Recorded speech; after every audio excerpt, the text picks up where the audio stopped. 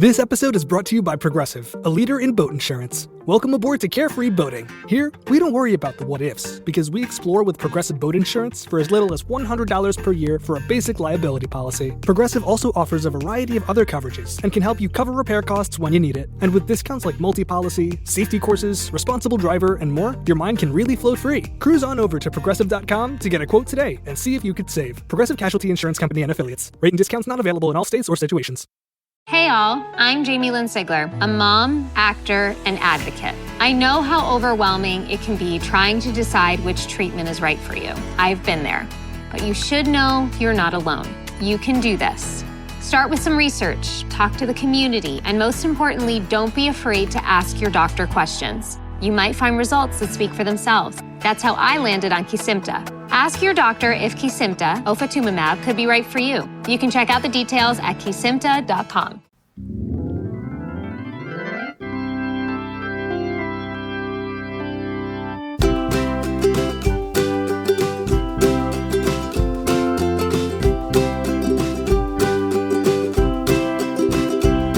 Come meet me at the Musial with Alan and Daniel. We'll talk about the Cardinals all night long.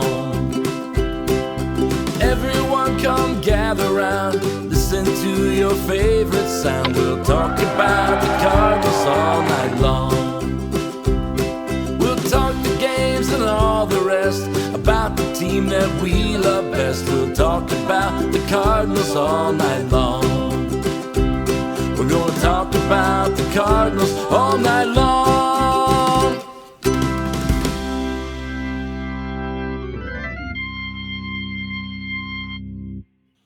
Good morning and welcome into another edition of Meet Me at Musial. I'm your host, Daniel Shopta at C70. With me as always, Alan Medlock, a Medlock 1, coming to you after the Cardinals finally kind of got out of their tailspin a little bit last night, a win over the Padres, but not a win that made you feel comfortable very, very much at all. Alan, it's just been a rough week all the way around. Yeah, well, yes. Not what I expected. Well, we talked about, what our expectations were, and coming back 3-3 from the road trip would probably be a disaster standings wise, just because, where you are, what you're chasing and whatnot. I just had the gut feeling they were not going to play well in either facility, and thought, facility being Arizona and Colorado, historically they don't. I don't know why. I mean, I may be completely wrong about that, but I always feel like those trips are disappointing. I was like, they probably should have been swept in both, but like you and I were talking about, the fact that they did the things the way that they did them were almost criminal. I know that sounds terrible, but you run him out there one more time and DFA him the next day. It's tough, but yeah, it's not been the start you wanted. It wasn't necessarily the finish you wanted before the break either. But at this point right now, the best way you can look at it, you're playing the team that's ahead of you, and you play them a lot, in the next 10 days, and you have a Marlins team that's right in the same boat, playing well right behind you. You just kind of got to forget about that trip and start anew. That being said, if they'd have blown it last night, it would have probably been pretty devastating.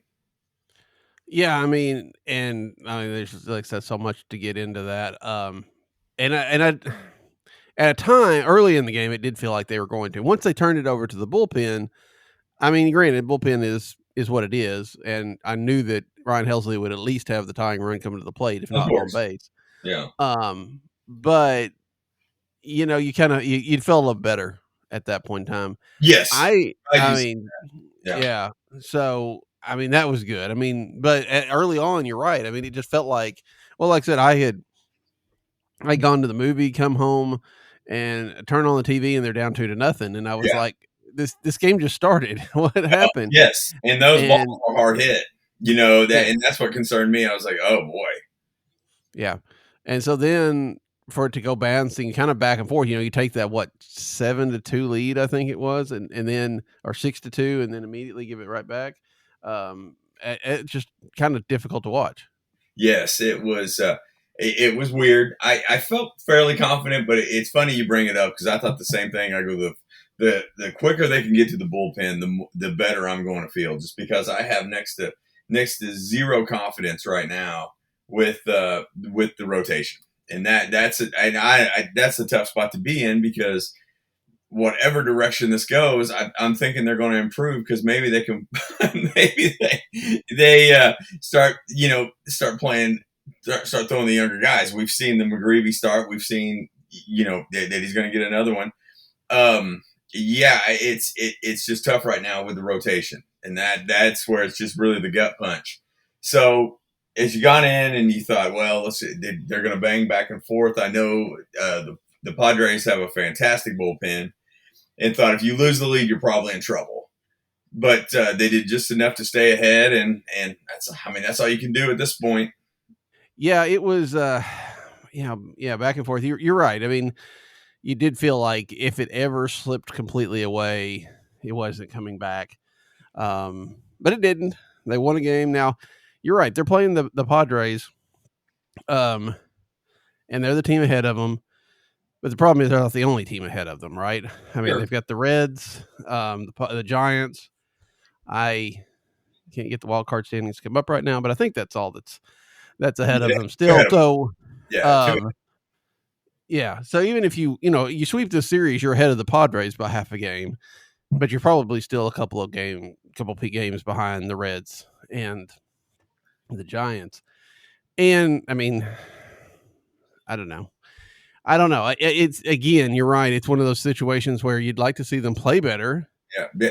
Keep in mind, anybody that's listening, Daniel wrote the obituary after the second game in Colorado. Yeah. I mean, you really, I mean, again, how do you invest in a team that loses 2 games to the worst team possibly in the history of baseball? Yeah. No. I completely understand. I mean, and to go deeper in that, go ahead. And it's one of those that, for me personally, I'm just like, let's just stick around. They've played better than expected, stuck around. It's probably not going to be the best result, but at least we're playing. It's meaningful baseball right here at the end of July. Mm-hmm. But then when you look at even the Padres lineup, and I was impressed with Arizona's lineup. And then you look at the Cubs in Milwaukee, and you're like, they're not as good as those guys. You know what I mean by that? Yeah. That was the one thing that really blew me away, is how many lineups that you see on the schedule that are like, man, they have tough outs. And I don't necessarily think the Cardinals do. And they definitely are difficult outs with the rotation the Cardinals are throwing out every day.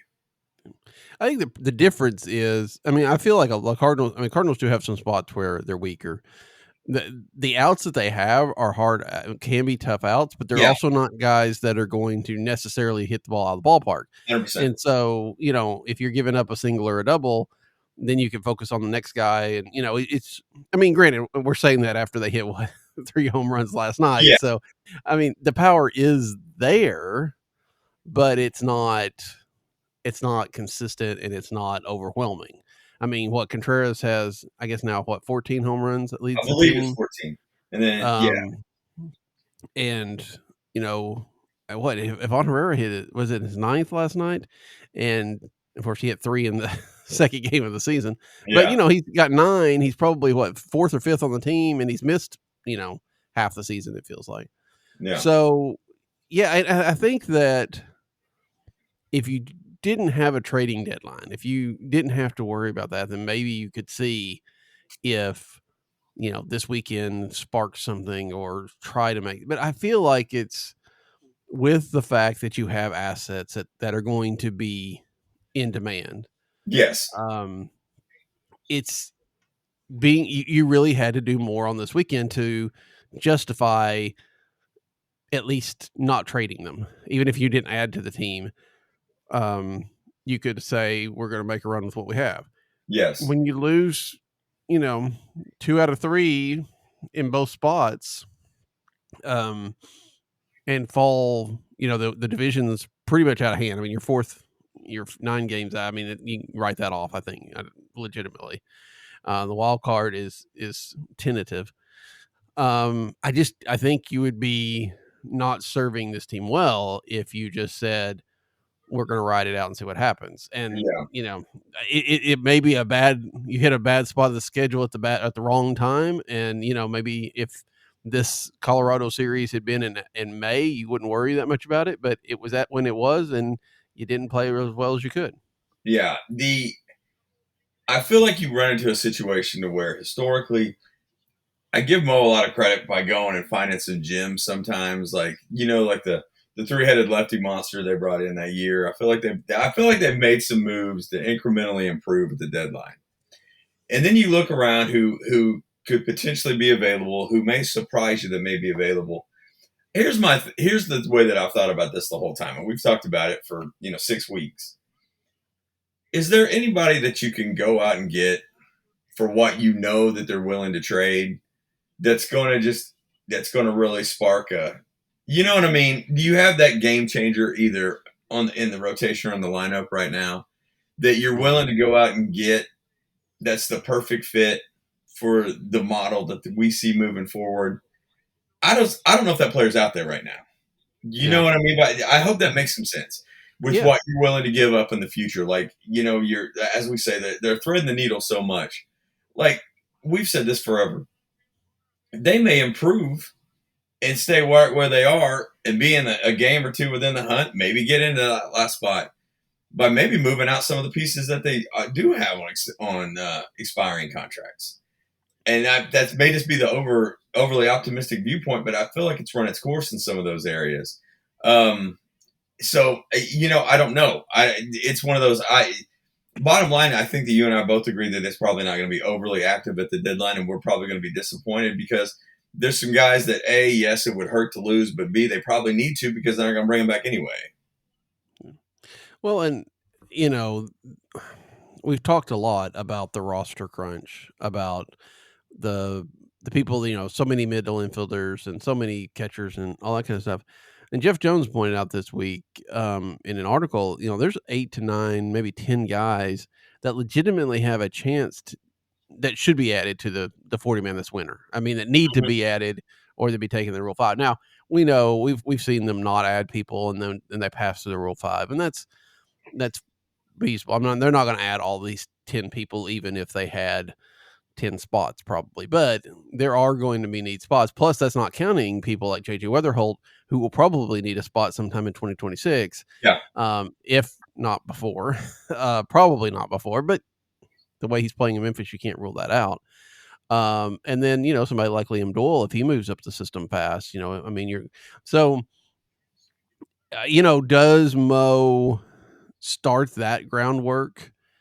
Or does he just, you know, trade the existing, you know, the people that are coming off the roster like Helsley and Matz, and then let Heimblum do the rest this winter?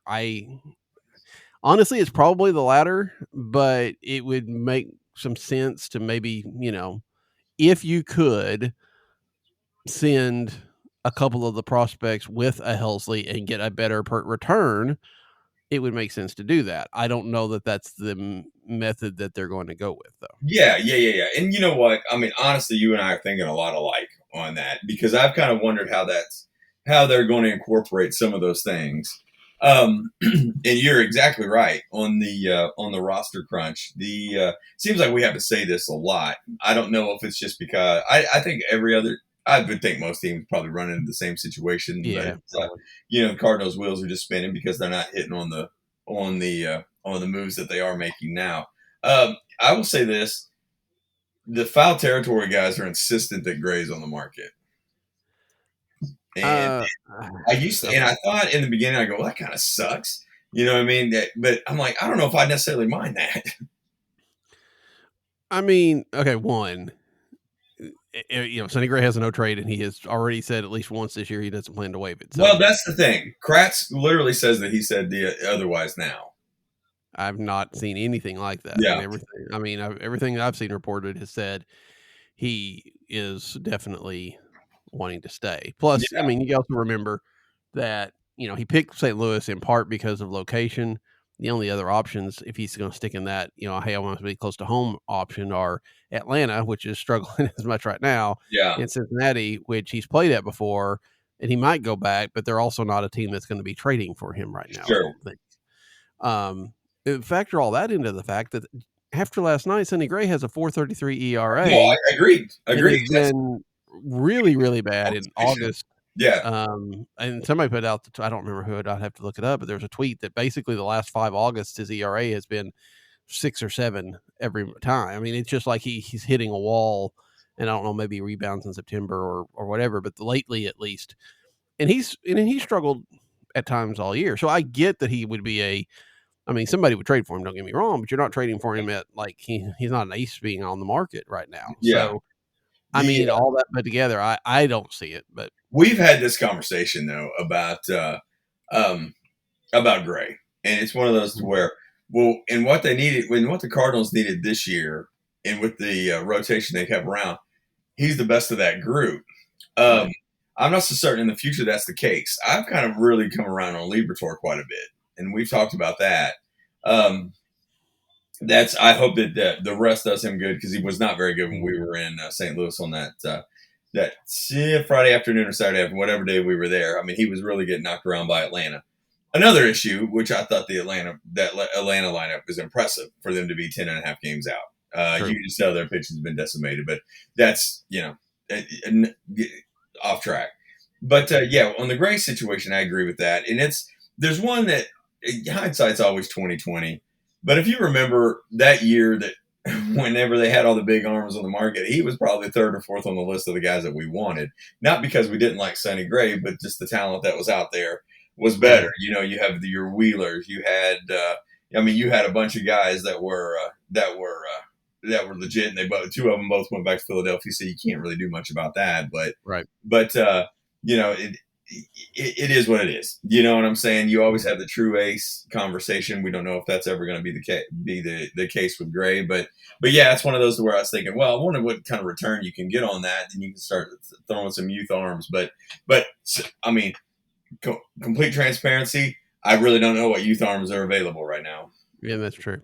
I mean, that's just the thing. I mean, I think Joe Sheehan had an article up in his newsletter this week, and it talked about, looking at the trade deadline from last year, and basically, no big names get moved. Erick Fedde was one of the best, available arms.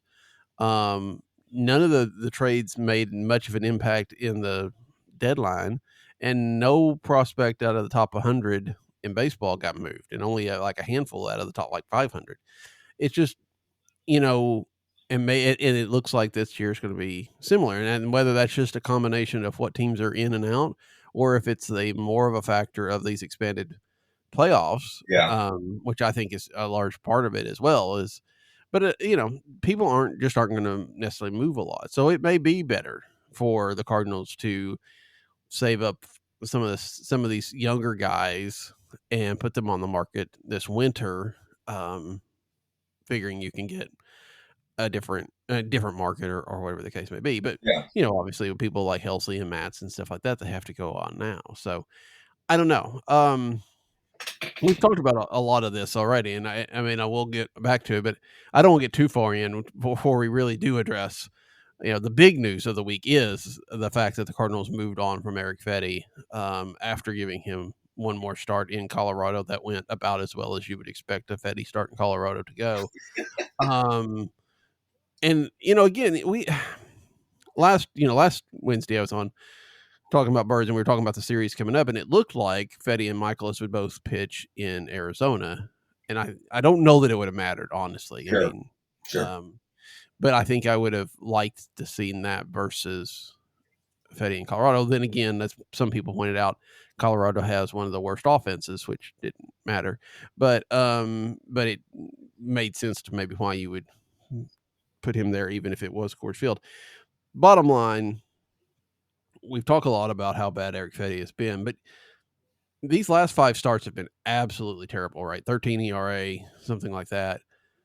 And I know the underlying metrics of his earlier work were not great, but the results weren't that bad, right? I mean, I think before this stuff happened, he had a 3.5, 4 ERA and a FIP about the same.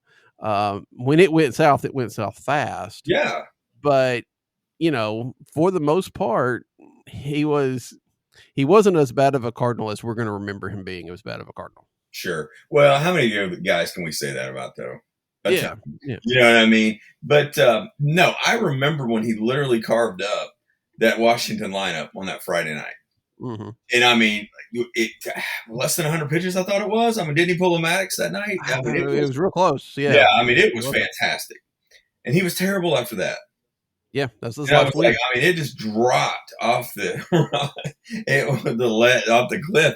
So yeah, and there's some of those that you always hear this, that they handle it as professionally as possible and whatnot. He seems like an unassuming guy, probably a good dude, but yeah, the thing that really got me and concerned me more about Fedde more than anything is more on the Mo situation when Ollie was calling for him not to be in the rotation. He was basically, that was the most open Marmol's been. And he literally made the comment twice that, hey, these guys deserve better. And that's tough. And you got to go look those guys in the eye at that point. We don't know the inner workings of the clubhouse. You don't know if they may have came to bat for him. You never know. But it was one of those that I used the term, like it was almost criminal to throw him in Colorado. Yeah. Especially when you're teetering here. That's it's frustrating to see, but yeah, I mean, what was the Gould article was really good about, he came over with the whiff rate on that sweeper that had just kind of completely collapsed. So you pretty much knew what was coming at that point. And, you feel bad for the guy. You wonder if he's going to land on his feet somewhere, which I would assume somebody takes a chance on him, whether it's here or another country. But yeah, it's one of those in the state that the Cardinals are in right now. It was extremely frustrating to run him out a couple of times, and probably to his detriment. Oh, definitely to his detriment. He doesn't have a job. Oh, yeah. Well, yeah. I mean, and you do. Yeah. I mean, obviously the mental aspect of that too, right? I mean, the guy obviously was struggling and trying to, definitely wanted to do better and couldn't quite figure out how. Yeah. When you get your brains beat out a number of times. Now, that being said, in a different situation, you might roll with it, right? I think we've seen, maybe not 5 starts, but we've seen even Gray or other pitchers have starts of 3 or 4 games where they just look like they can't get anybody out, right? And then they make an adjustment, or law of averages catches back up with them or whatever, and it starts to click and it kind of gets put to the side, right? But with Fedde, one, becoming a free agent at the end of the year, and 2, not necessarily having that deep roots of past performance. Yeah. I think it just kind of added up. And this has been, this stretch of games has probably been worse than any other stretch we would have seen out of pitchers, not only before the runs that they've given up, but before the fact that, he wasn't lasting but 3 or 4 innings too. It's different when you're giving up 7 or 8 runs. Like, I mean, even Sonny Gray, though, last night, 5 innings. That extra inning or 2 can make a difference, at least in perspective. Sure. In a 4-game series, definitely. Yeah. Yeah. So, again, you're right. He'll probably find some spot, but I don't know. It'd be interesting. I don't know that it'll be this year. He's only owed $2.7 million if somebody wanted to trade for him. In this, he'll probably clear that. Somebody might sign him for the league minimum and see especially if they think there's an adjustment he can make that would work. I mean, if they can get him for prorated amount of $707,000, so you're a couple hundred, maybe $300,000, it'd probably be worth trying to see if you can make him, adjust a pitch or something like that, and see if something clicks, especially if you need innings.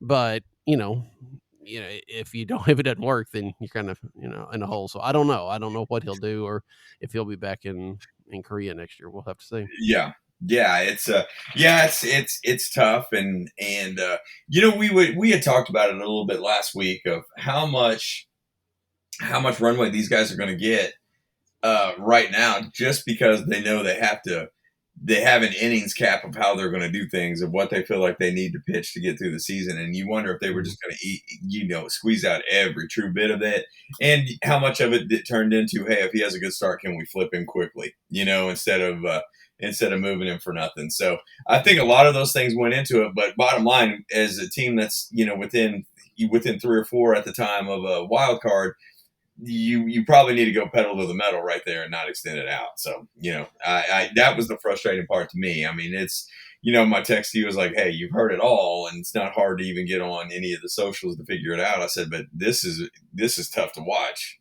Mm-hmm. Yeah, and it is. I mean, there's obviously a different focus for the front office as there is for the dugout, right? I mean, obviously both want to win, but the front office did think that, and I'm still leery and iffy on the fact that even if he had thrown another game like he threw against Washington, against Colorado, that would have moved the needle a whole lot on his trade value. Yeah, agreed. I mean, everybody sees it. I mean, maybe you could, maybe then at least gives you the spin or the talking point that, hey, he had a rough stretch, but he's coming out of it, and you can get the good stuff. We've had the bad stuff. Maybe you get that. I think it's probably asking on, and you're getting even at best case, you're receiving some single A pitcher that might turn into something, and maybe a little bit of salary relief.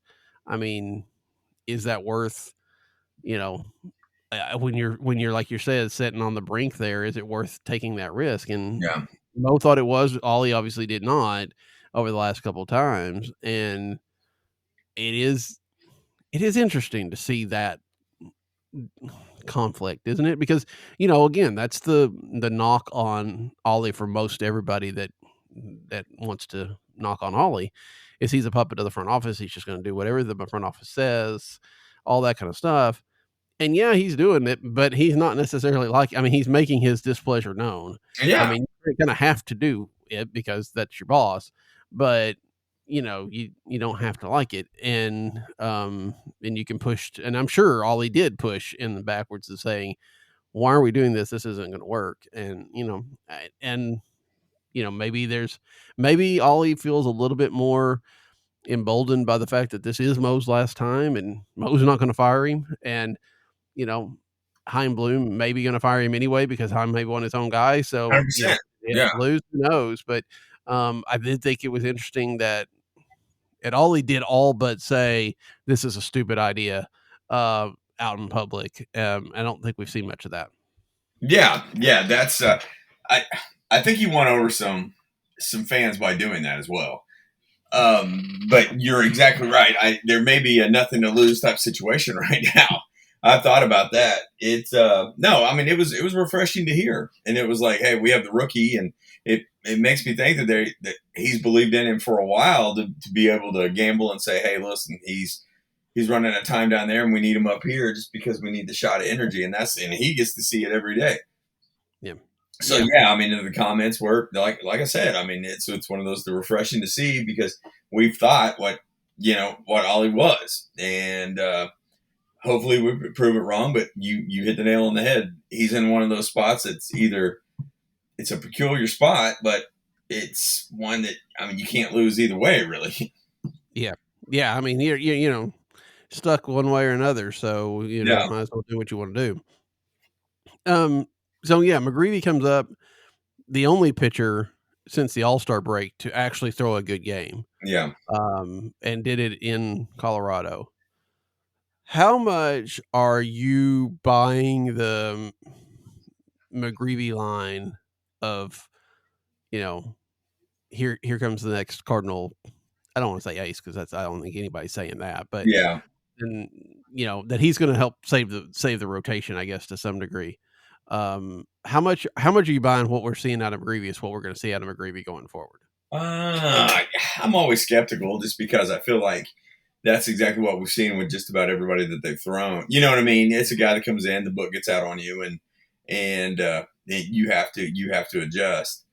It's tough to say anything negative right now just because I want new blood so bad, so badly that I'm like, hey, I'm willing to roll with it. But as far as like, long-term projections, what is he going to be? Sonny Gray? Is he going to be Miles? Is he going to be, John Lester? I mean, yet to be seen, and I'm skeptical of, probably 2/3 of that.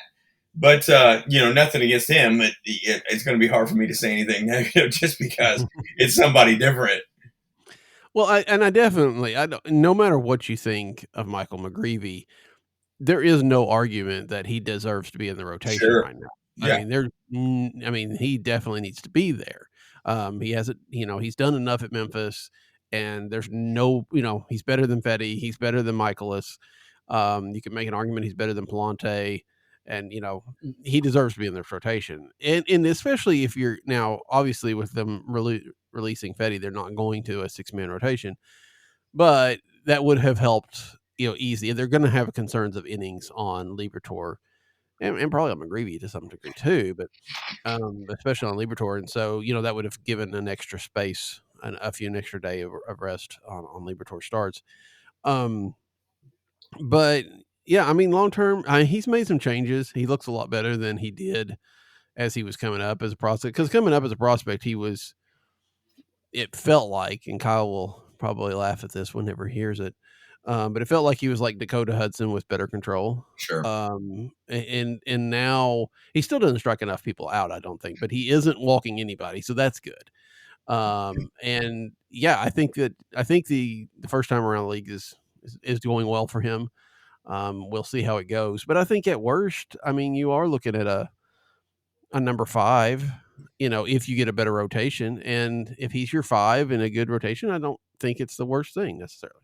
Sure. No, agreed. I mean, that's it's one of those that even to broadcast. I mean, even to forecast that right now, it's just tough for me to do. Just mainly because I was so fired up just to see, somebody different. It's just, and I was one of those in the off season that thought, hey, at least these guys are going to go get some outs, buy you some time. I'm okay with it.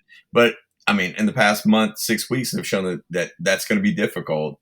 And, it's I just feel like you can have a pretty good gamble and a shot of enthusiasm if you play, with even the McGreevy. I mean, like, I think that he's shining brighter than anything else just because his name's not one of the current guys they have.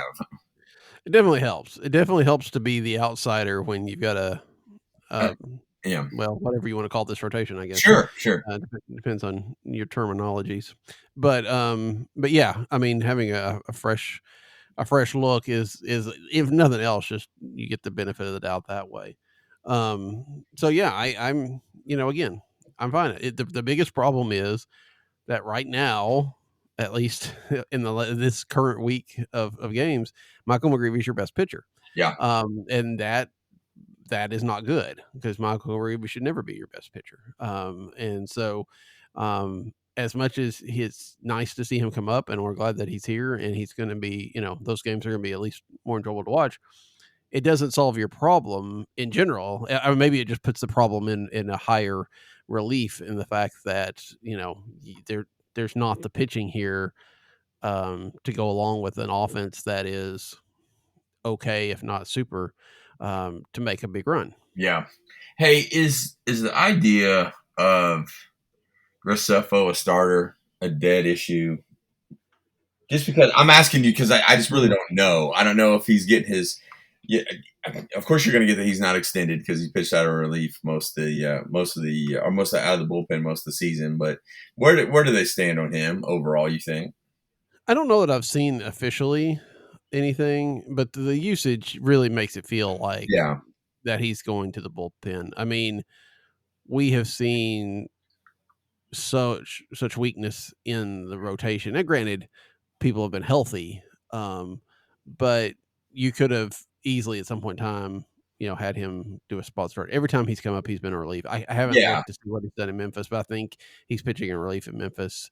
I think that ship has sailed. And honestly, I mean, they need arms, so I think that helps. But we're talking about clearing, 40-man roster spots.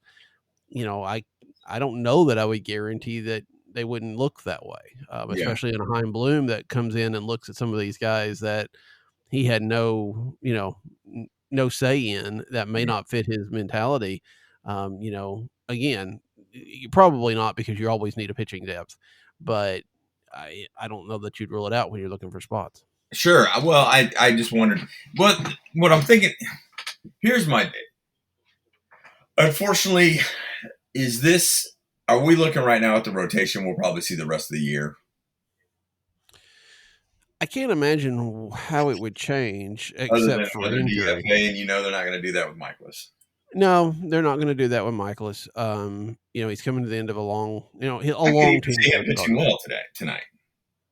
Yeah, I mean, he You know could. what I mean? At home, I don't know. Yeah, he does. Yeah, I know Miles does just enough to remain dangerous. You know what I mean? Mhm. Yeah, about the time you write him all. I mean, his ERA over the last I think it says at the beginning of 2023, his ERA is over 5. Yeah, But he's got a slew of quality starts in there, right? I mean, there are times like not last time, last time out, the time before, I guess, where he looked good, right? Or he struggled early and then he made corrections and settled in. We've seen some of that. So yeah, I think you have a better chance of Michaelis turning in something good than, I mean, it's not impossible. It's not, not high rights. I hate to tell you this because I know you're going to go see him tonight, but the odds are it's not going to be good, but there are not impossible odds for him to have sure. a No, good I outing. And get it.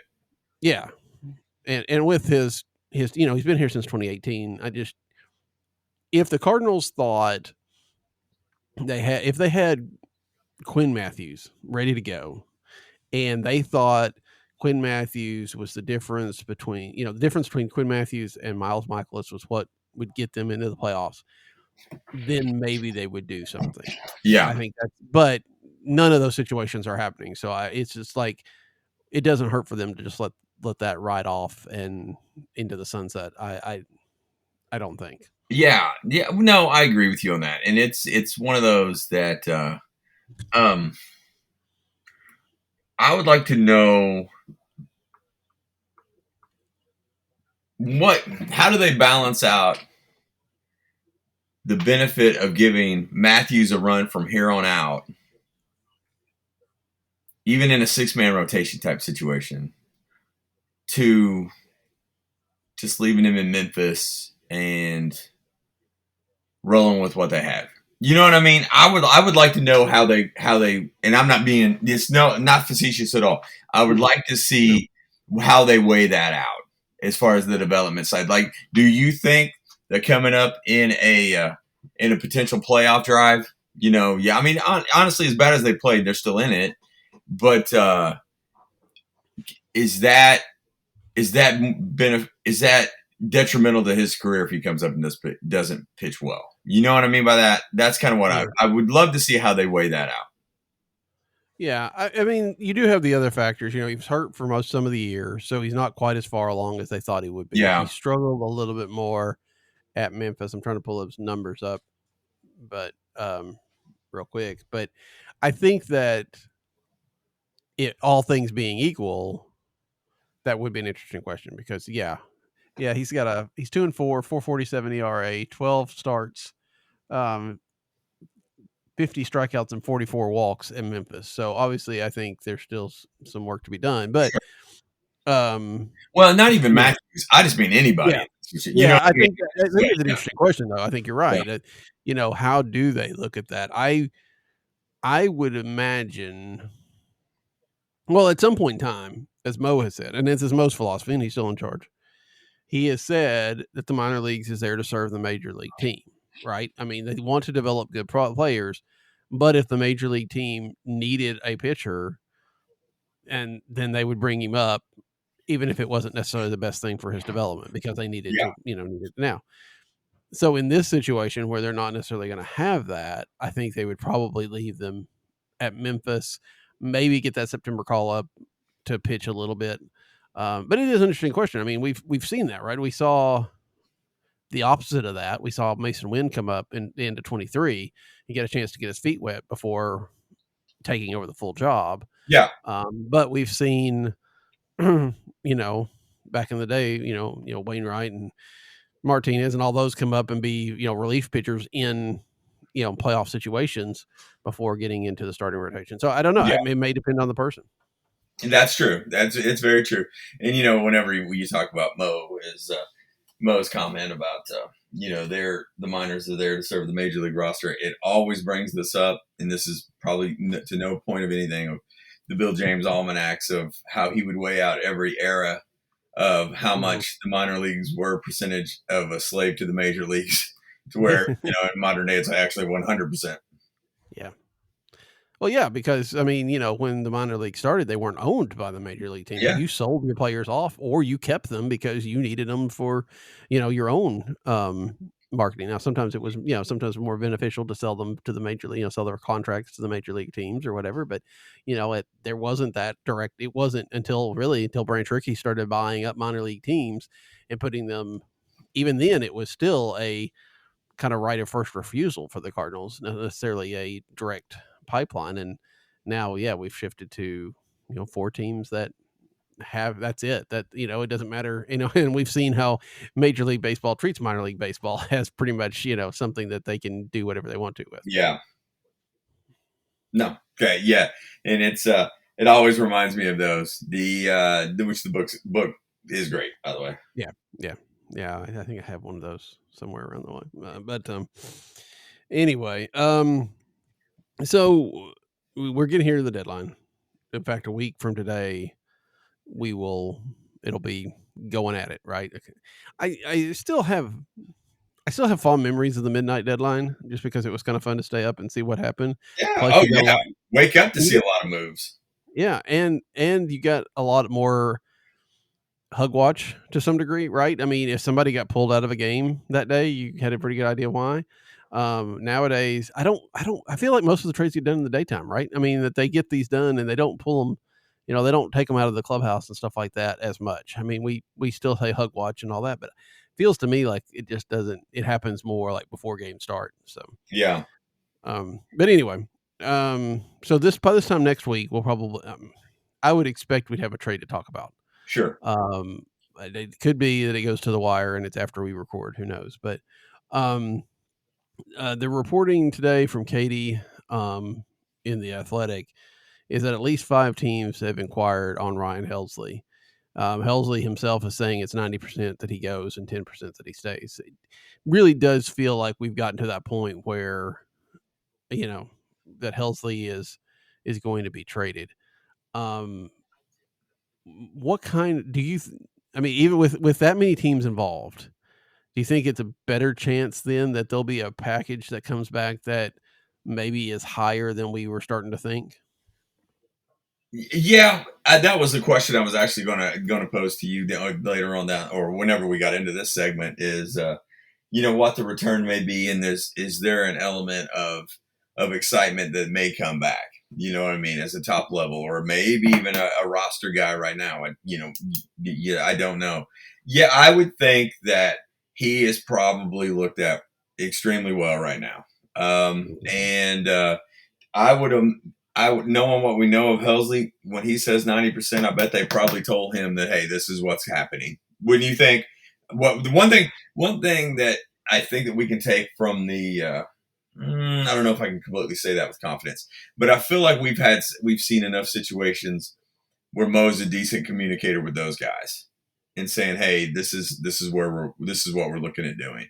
Do you agree with me on that at all? Yeah, that Helsley may know more than he says, especially that he's willing to say that and come out with all the pieces about how he doesn't really want to be traded. I don't know, because I know that this winter, one of the guys who follows me on Twitter shared me the best that he sold Helsley a new vehicle, and back then Helsley expected to be traded back this winter. So it may be a leftover remnant of being surprised he's still here. Yeah. But it very well may be that, and I wouldn't be too surprised if Mo has said, hey, or at least to his agent, hey, we're getting calls. This is a possibility. You might want to be prepared. That being said, I don't know. Sometimes I wonder if those trying to trade, how much players get a heads up directly from the organization. I mean, players can figure this stuff out, right? I mean, they know they're a free agent, they're a trade target. They've got friends and family telling them all the latest rumors and stuff like that. So they know that's a possibility, but how much do they interact with a Mo that he says, hey, yeah, this is probably, we're looking at these teams, or, this is a possibility. I don't know, especially with a guy like, with with Nolan, obviously it had that kind of communication because he's got the no trade clause. Yeah. But with a guy like Helsley that doesn't really have a say in the matter, I don't know that he does. He very well may, but I would not rule it out that he's just reading the tea leaves like we are. Yeah, true. Maybe so. But yeah, that's. I would think that there's enough interest that we may get a little bit excited about the return. And like I said, it's one of those that I think it would be great if you could get something controllable to build excitement for next year. I just don't know if those kind of trades I mean, they're more prevalent now than they have been. But trades that kind of get you excited and be like, hey, can help the end of the run here and really help next year. Yeah, I mean, I don't know. I think that, I mean, that's always possible. Yeah, But again, when we start talking about that roster crunch that's coming, do the Cardinals look at and maybe prioritize a couple of prospects that are highly regarded, but not yet on the 40-man roster? So they have a couple of years to decide, or work that out. They might, and again, they may like to get that. Either way could probably work. I know we would be more excited if it's either a prospect that looks like he's going to be ready next year or somebody that can get added to the roster now. Yeah. But we think about the what was it, the Jordan Montgomery trade that brought in Sajasi, Sajasi. Where am I going? Yeah. It's a JC and Roby and John King, and John King's the only one that made it onto the active roster, and that wasn't the exciting part. And the other two guys, obviously, JC is there now, but the other two guys were not necessarily 40-man guys, if I remember right. Maybe they were, but still, I mean, those were guys that looked like they were a little bit farther away. In fact, we still haven't seen Tekoa Roby, although there's still excitement about him if he can stay healthy. I think that's the problem with all the young guys right now. Yeah, well, it's the problem with anybody. Yeah, it was interesting to get another Sheehan article how he talked about that used to be you limited to 100 pitches because of the shoulder issues and stuff like that. Well, now they're eliminating because of elbows, but there's no correlation to pitch. People just gonna get hurt. I mean, it really boils down to it. It's talking about Mizorowski getting pulled after 64 pitches. That's just it's just kind of guessing. There's no pitchers are just going to get hurt, right? And that may be that's the kind of mentality that is like, if Liam Doyle comes out next year and is dominating Double-A or whatever, you get him on the fast track to St. Louis, because eventually he's going to need to he's going to get hurt, and you want to get as much out of him as you can. So yeah, that's a great point. But I don't even know how we got down that rabbit hole. But anyway, I think that we would, as fans, be more excited about actual return that we could really see. But I would not be surprised if it's a couple of Double-A pitchers that might be depth next year or the year after. Yeah, and would you say our expectations are low just because of past trading history? I think they are. I mean, fan expectations are always weird, right? I mean, sure, we may think they're low and they're still too high, that kind of stuff. I think they're much lower than they were in this winter. I think that there's still the real good argument that they should have moved Helsley this winter. You and I were both surprised that they didn't, and when they doubled down early, Yeah, and I mean, we don't know what the deals were. Again, that's kind of that. There was that pushback on Fedde. We should trade him this winter. We talked about that, right? We wanted him to trade him this winter. I just don't know we don't know what kind of trades were out there. Of course, we also don't know how active Mo was in looking for those trades. I feel a little bit on Fedde, especially that they didn't even really try. But yeah, we don't know what was out there, and it may have been. It's like, we're just gonna take that. Again, I was the one that's saying last trade deadline to move him because he'd have more control and probably have better pushback, but that didn't happen either.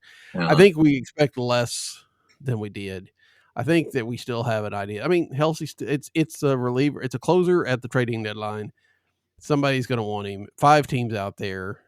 I think there'll be at least one piece. You may get 2 or 3 guys that come back, and there'll be like one that's at least intriguing. I don't think it'll be just we just got a whole lot of cast-offs for that. So at least that's my expectation. What about you? Yeah, something like that. I mean, it was ultimately, and within the past couple of weeks, it's kind of gone up to where it's a little bit exciting to see what they could possibly be bringing back in if it's a name if it's a noted name. Yeah, and I agree with you on all of that. I mean, it was funny toward the end of last season. I thought that was a foregone conclusion that he would move. And at the GM meetings when they said, yeah, I don't know, that's not necessarily the plan. It was kind of surprising. Yeah, but they may have gambled and maximized value.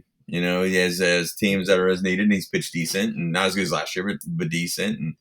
And yeah, I mean, I'll be curious to see what it gets. I mean, it's one of those, if you were to rank right now the guys that you think are gone, is it Helsley, Matz, and in the field? Yeah, it's hard to imagine anybody else I mean, I know that there was an article out this week that said the Cardinals were at least open to trading other guys, maybe guys with some control. I don't know that really happens. Yeah, that line always bothers me a little bit because the thing that gets me, and I hope I can say this and make sense saying it, wasn't this whole season about giving these guys a chance and letting them compete to see that, hey, we may have something here? It just blows me away that I feel like Donovan is probably the most entrenched guy in St. Louis and probably gets an extension in the offseason. And when you talk about some of the long-term names that are brought up, this is one of them that's brought up every time. Yeah. I think the change in front office might be the only reason he doesn't get an extension this winter. And he still may. But I don't know. Again, we just don't know how Heimblum views some of this stuff. Sure. I mean, coming from the Rays, indirectly, I feel like if you were going to do a Rays move, you would trade Brendan Donovan right now. Yeah. This is tough. And I mean, yeah. I mean, I would hate that. Yeah. I think my thing is if that's the case, then we probably see it blown up. The flip, I mean, maybe. But here's my thinking on that. Right now, Walker, Gorman don't have value, or not the value you would like them to, right? I mean, somebody would take a chance on, but they're low, right? Even though they're starting to show some signs, they're probably not getting the maximum value. Donovan's at possibly the best to ever see Donovan, right? He's at age 28, 29. I can't remember. I won't say he's going to be I think he's going to turn 30 this winter, but I may be wrong. And we need to do something about the log jams, right? I mean, especially Weatherholt making a rise. How does Donovan fit here? I think he can. But I also think that that's an easy way to maximize value while creating opportunities that you might need. Now, that said, I really appreciate what Donovan has brought to this team and his leadership and how much he wants to be a Cardinal. And I don't actually expect to see him moved at anything. But when you look at the assets the Cardinals have, if you are looking for the best return right now, I think it's Brendan Donovan. But does that return make you better next year? I think it could, depending on what it comes back. Because again, you've got Gorman to play second. You'd have Nootbaar in the outfield, assuming now Nootbaar's a whole different discussion you want to have, and I get that. I mean, that's fine. But you're still going to have basically the offense that you've got right now. Plus the idea of Weatherholt perhaps coming to add to that. Yeah. Or maybe you're getting Sajasi to play a little bit more. You also got to figure that Donovan's going to drop off a little bit next year. And especially if you were able to get a controllable pitcher back, that could be a huge issue because you could actually have, better pitching, even if your offense takes a little bit. If you have better pitching, you're right in there. I think you could contend if you traded Donovan, if you did it right. But I don't expect them to actually do that. Yeah, I At think that least not, anybody, right now. I think anybody that trades for Donovan sees the value in what the Cardinals should see. You Mhm. know what I mean by that? Yeah. I Yeah. think that he's a hell of a lot better than he's given credit. Made an All Mhm. Star team for a reason. Sure. And I mean, anybody can say the reasons that they had to send anybody, but we talked about this for early. He deserved it. We Right. said that he's going to get squeezed out because the votes come from the coast, and people don't see what happens in the middle of the country. Yeah, that's my argument with it. Is Yeah. a contending team would see the benefit of what Donovan brings more than what he brings, but he fits the mold of what St. Louis needs. Um, Back in another trade deal, I think that there are teams that are waiting with bated breath for the Cardinals to give up on Walker. No, I'm sure that there Yeah, are. and it's one of those to where I just hope that doesn't happen because I just feel like they're so young and there's so much development left that I just hope that they don't pull the trigger on that too soon. Yeah. Before we get too far down the Walker train, because I do want to talk about that, I think it's an interesting comparison to make between Donovan and Tommy Edman. Donovan's better, but we had some of the same thoughts about Tommy Edman. Although, again, we also thought Tommy Edman was a better league average player and Donovan isn't, so that's a little bit Yeah. different. But anyway, Tommy Edman obviously a big part of this week's discussion, so that's why it kind of came to mind. Well, As for Walker, yeah, I don't think Mo trades Walker at no, I all. don't either. I'm not so certain that anything out of the everyday lineup gets traded. I'll preface that. And I think Mo's glad I that. I think mean, there's that's one they want to move pretty badly. who's that? Their third baseman. Oh well, yeah. I mean, It's, but now when you see it, and I mean, I love Nolan, and I'm glad he yeah. stayed around, but it's a hindrance.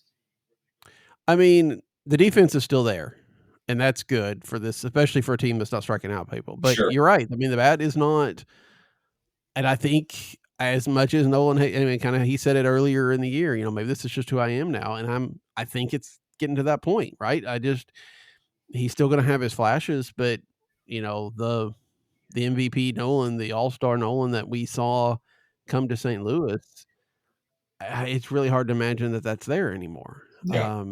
And again, you're right. But also, look, who's going to take him now? I mean, he's a league average bat. He's got a huge contract that, obviously they wouldn't pay all of. There's defense and there's obviously a winning mentality there. But I just don't imagine after another year or almost another year of decline, or at least to a, maybe about what it was last year. I just don't know that, I imagine Houston, when they were trying to trade for him earlier, were thinking that maybe you get a rebound. Well, and he didn't rebound. I don't know that Houston or anybody like that's going to be interested now. So I don't know how that would work. I agree that they would probably like to move him. But I don't know how that would work. Yeah. Yeah. But, Walker is, again, once Chaim Bloom takes over, all bets are off, and we'll see how he evaluates people. But I agree. Walker is a guy that you want to take some time. When we continue to, he is young. It would be nice to see some steps. I don't think we're seeing a few now, but we've seen them before, and then it's kind of not turned into anything, or it's taken a step back, or he's gotten hurt, or something like that. He's never really had a chance to have an extended run of really good stuff since maybe the end of the second half of his rookie year. So I think you're right. I think a lot of teams would be glad to buy low on Jordan Walker, but I don't think the Cardinals, again, not with Mo in charge. I think he would maybe part of personal pride not to trade him at a low value. Yeah. No, I completely agree. I think that he's just shown enough of the improvements of things that he could be, and not necessarily the things that the Cardinals expect him to be. That I think that he would be a hot commodity. Well, and I think the same thing about Gorman, right? I mean, he's obviously got the power still. He has played somewhat better as of late. I mean, he's hurt now, but I think there's some teams that would like to kind of sneak in on him and hope that the boom came on their watch instead of the Cardinals. Yeah. But I also don't think the Cardinals are that interested in trading him right now either. I think, another year that he struggles maybe, but because he is farther down the road than the Walker. But I think that, they definitely want to try to get something out of him. Now, again, with Herrera apparently going to be permanent DH, there are some jams up, Yeah, and we'll see 100%. how they decide to do that. But Yeah, no, agreed. I mean, we talked about that the past couple of weeks. So the Herrera wrinkle is interesting. Yeah, and then is there any world? I'm trying to figure out. Look, again, Jeff Jones talked about who needs to be added to the 40-man roster, and two of the guys that need to be added are Jimmy Crooks and Leonardo Bernal. Both of the catching prospects at the Cardinals. Two of the catching Cardinals, they have plenty, but two of the big Cardinals catching prospects that need to be added. If they add them to the 40-man right now, I mean, if that what the situation is now, you'd have five if you counted Herrera catchers on that 40-man. That's a lot of catchers, right? Yeah. So I can't imagine that they're going to let go of Pozo because he has had a good year. But I mean, what do they do with Pedro Pages? I mean, he's obviously the hitting is gone. Is not it was a lot stronger in the beginning of the year. I don't know that defensively we're seeing a lot. I mean, obviously it's not keeping the.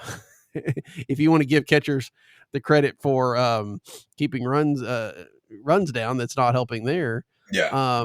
It feels like right now that Pozo should play more, if nothing else, because to get a little bit more offense in there. I mean, but he's still fairly young, or at least under control. I mean, what do they do? I don't know. It's funny you bring it up like that because I feel like Pages is the perfect example of a Cardinals backup. Gets spotted for his defense, handling of pitching. Studies with the pitchers and can't hit, and will do something dangerous enough, like have the shot in Chicago, or have a bomb here and there, to where they feel like they can put him in the lineup more than they probably should. And it's just kind of dangerous, the fact that he plays every day now. That's I don't know. And it's a great question. I'm really not sure. And you do wonder if they slightly hope that Herrera would be the everyday guy this year, and then figured out that, hey, he's either everyday DH, because we don't know if he's ever going to be able to catch long term. One of those things.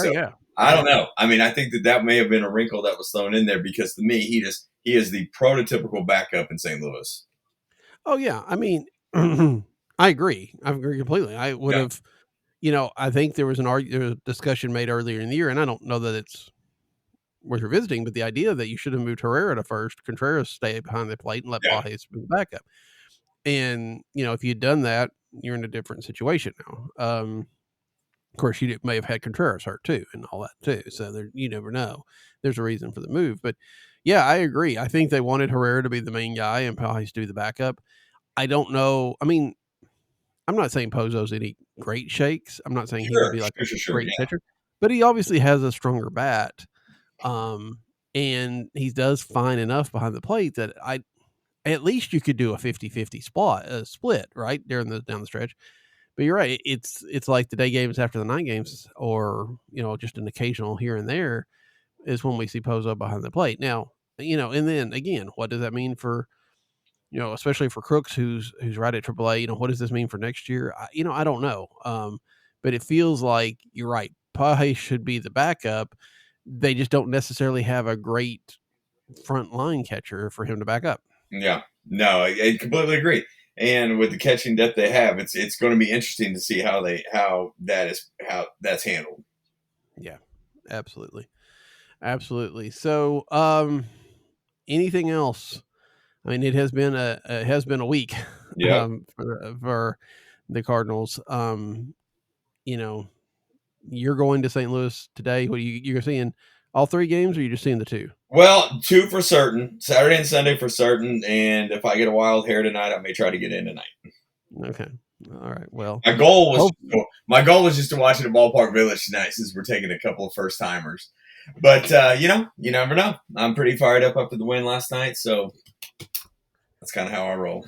Well, I mean, you can, if you want to, maybe you need to wait to the second inning or so and see if they're down maybe or nothing, and then maybe just wait at Ballpark Village. But that does seem to be the way things are going these days. A little bit frustrating to see the not only the early, deficits, but the fact that a lot of times they're big, right? I mean, last night was 2-0, but Yeah, it's been 4 or 5 runs in the first couple of innings. It's been it's tough for the offense to keep up.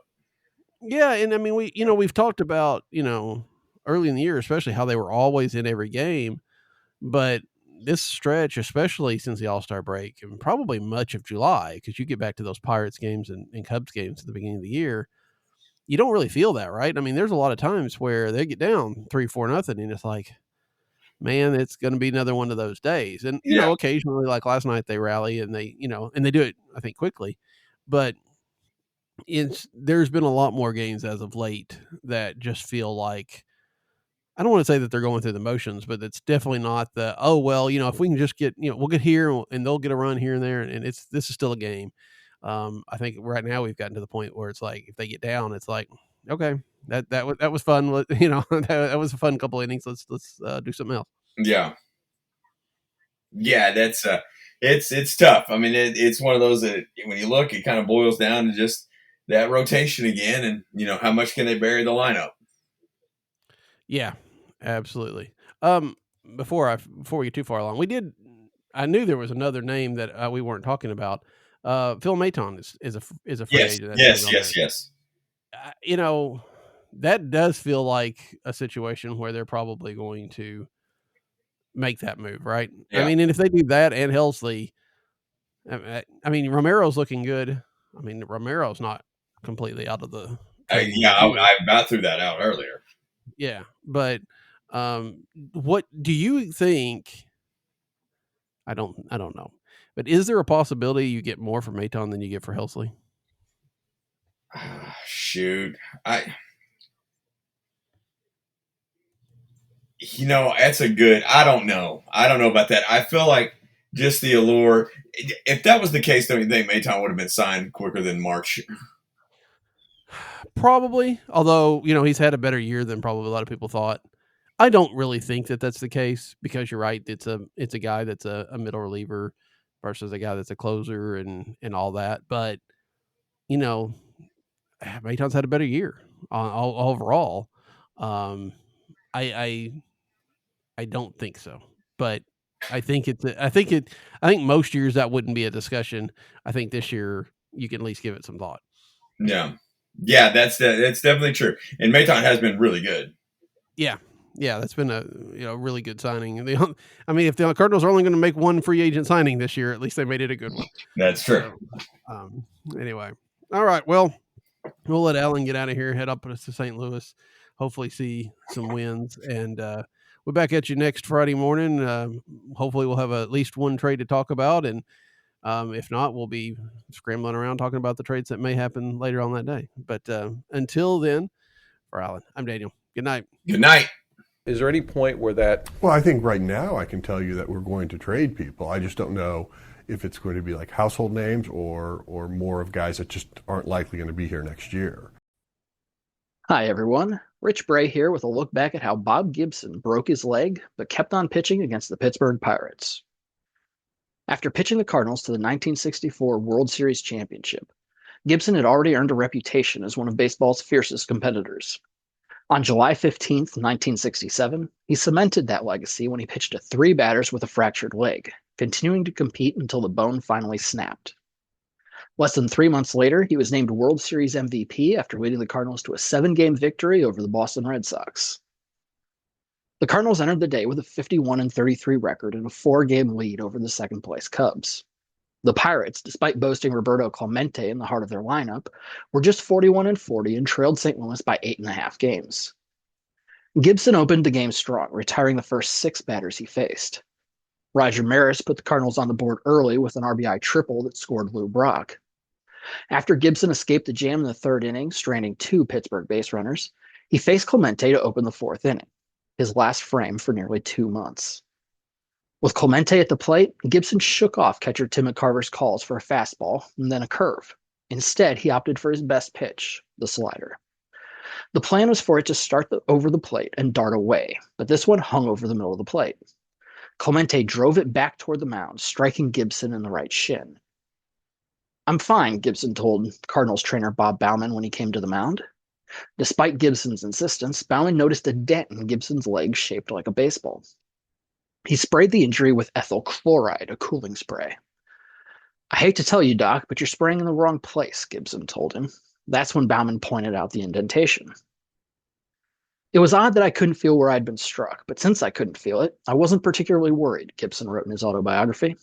I told Doc to put a little tape on it and let me get back to work. Gibson walked Willie Stargell next and got Bill Mazeroski to fly out. With a full count on Don Clendenon, Gibson pushed off the mound with extra force and collapsed. This time, the fibula had snapped clean through, 3.5 inches above the ankle. Initially, the bone had been fractured but not separated, Gibson later explained. It was only when I came down on it so hard that I broke it cleanly in two. If that hadn't happened, I might have continued the season uninterrupted. At the end of the Pirates' 6-4 win, the Cardinals' focus remained on Gibson. After the game, Mike Shannon sat slouched in his chair, looking toward Gibson's locker. McCarver glanced that way, too. Asked what Gibson's loss meant, Shannon replied, "It means the monkey's on somebody's back now. Somebody has to pick us up. We've lost him for 6 weeks. What's that, 8 or 10 starts? You know he wins 6 of those starts. Even if he's going bad, he wins 5 of them." In reality, Gibson missed almost 8 weeks. Incredibly, the Cardinals thrived in his absence, going 36-19. Between July 25th and August 6th, they won 11 of 12 games, then rattled off 8 straight wins from August 11th through the 19th. By the time Gibson returned, they had extended their lead from 4 games to 11.5. In his return, Gibson pitched 5 innings, allowed 2 runs, and a 9-2 win over the Mets. "I was feeling my way at first, but then I said to heck with it and cut loose," Gibson said. He won his next 2 starts and finished the regular season 13-7. In his finale, he threw 9 innings without allowing an earned run. "I was never surprised at anything Bob did," Carver said, "but coming back from a broken leg in the way that he did and the time that he did it, I don't think that'll ever happen again."